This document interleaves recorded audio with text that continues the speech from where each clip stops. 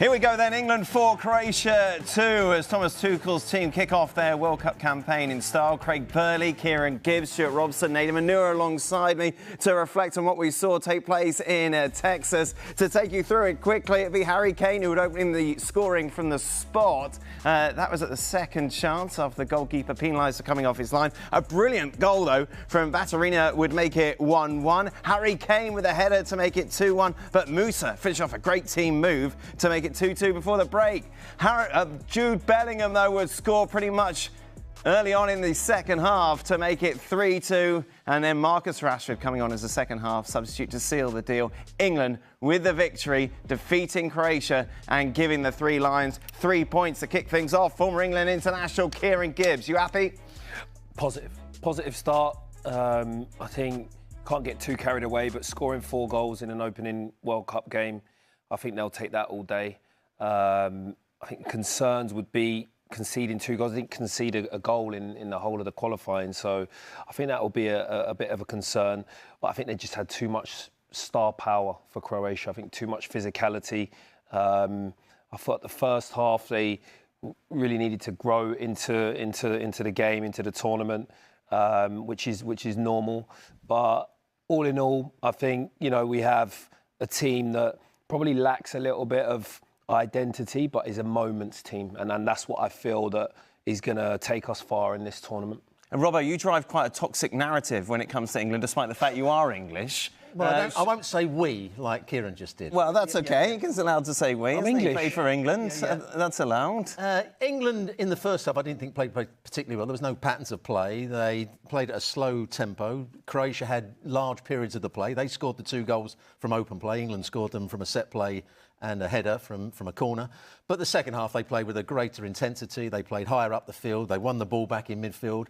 And they had too much for Croatia. They were physically better, they were technically better, and in the end, stronger. They were good.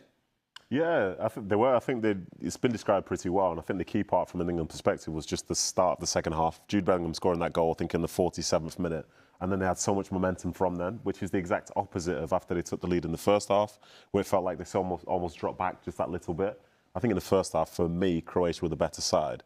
But the second half and the way that England were just putting Croatia under pressure to start that half, I think they're deserved winners, and it's a positive. I think Kieran's made a good point that defensively they hadn't conceded through all of qualifying.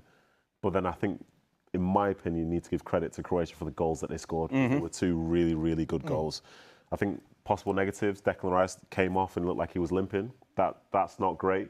And I think for the way that the game started, I thought England looked a little bit nervous. Croatia came and put it on them, immediately trying to press them high. I think England gave away a corner from just passing it out themselves within the first 2 minutes.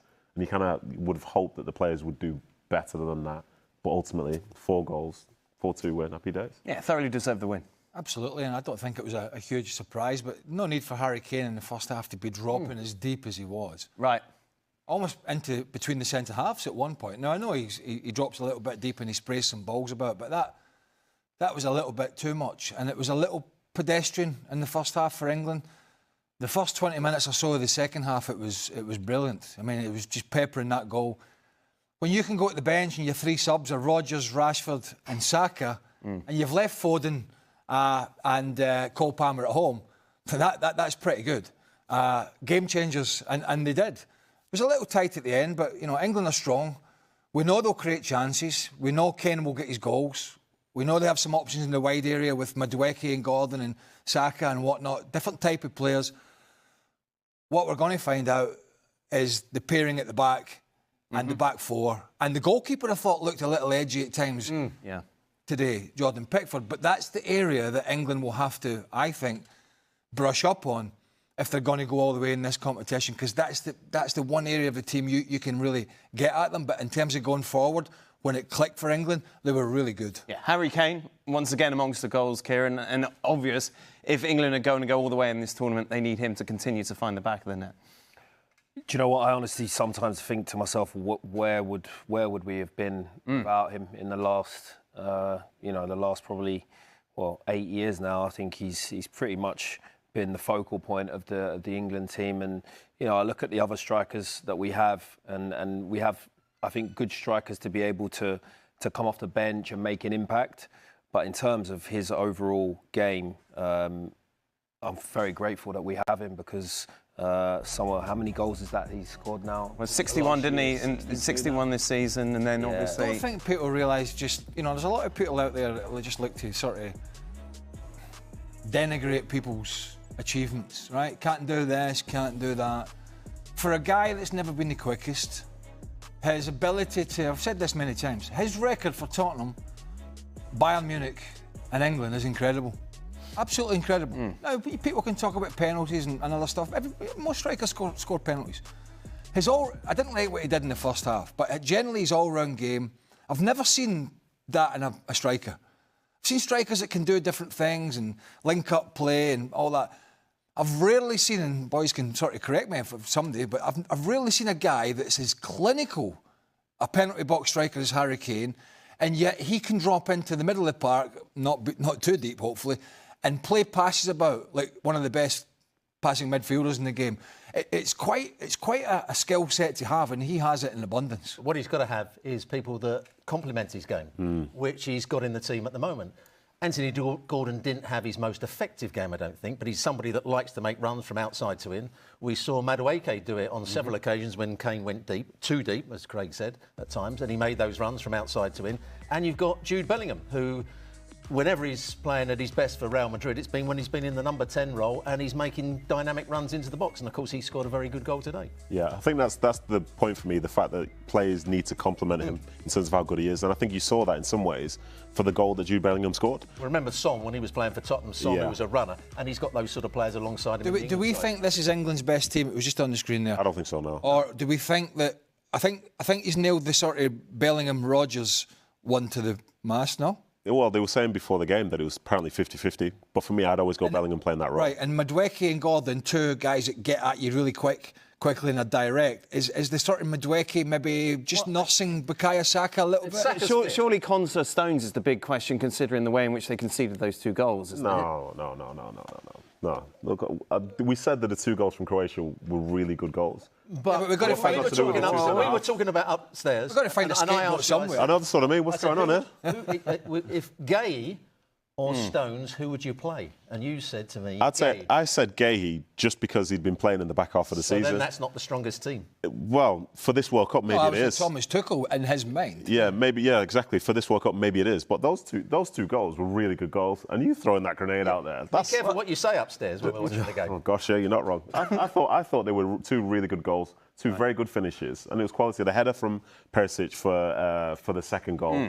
Like, I thought, what's he doing? But then it's a great finish. The time to run the ball in behind, and the finish from Musa as well. Like, those are good goals. I don't think the two centre-halves today were the issue. I don't think that's the case at all. And I think in terms of who the best team is, or who the best lineup is, I think I prefer Rashford off the left, and I think overall I probably prefer Saka on the right as well. As for everything else, it seems to make perfect sense to me.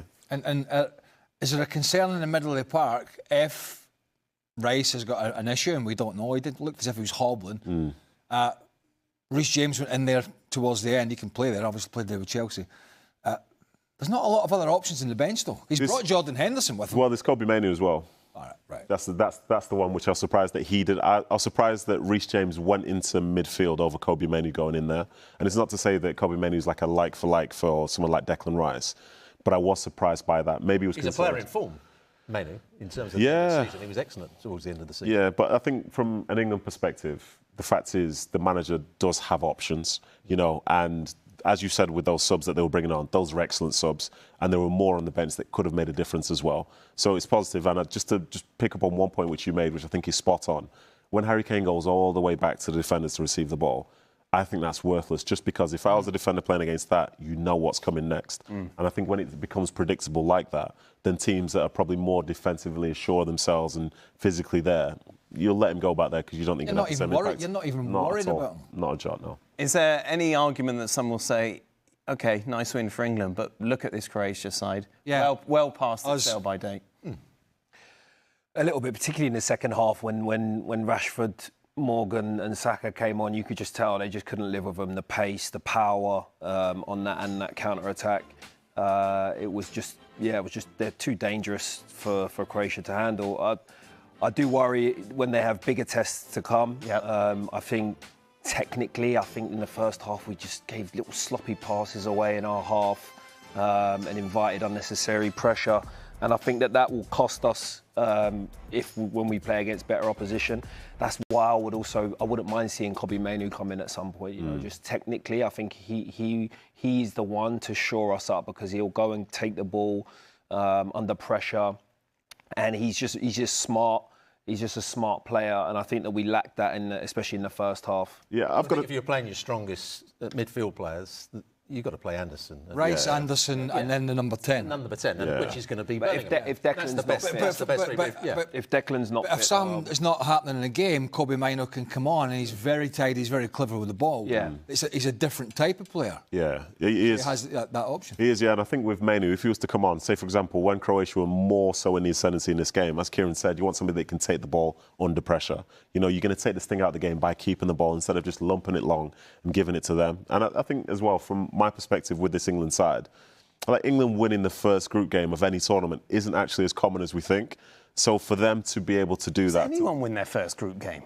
I feel like every Scotland. stat has got... Well, Spain never win theirs. Exactly, Argentina lost to Saudi Arabia. So we're in some ways we're trying to find like the negative within this itself. But You've for seen them, this it's just show the start. before? I thought it's YouTube. It's different, but this is like the start. I thought it was a more positive place. It's not Twitter, this, you know. So where does this rank to other performances that we've seen so far this tournament?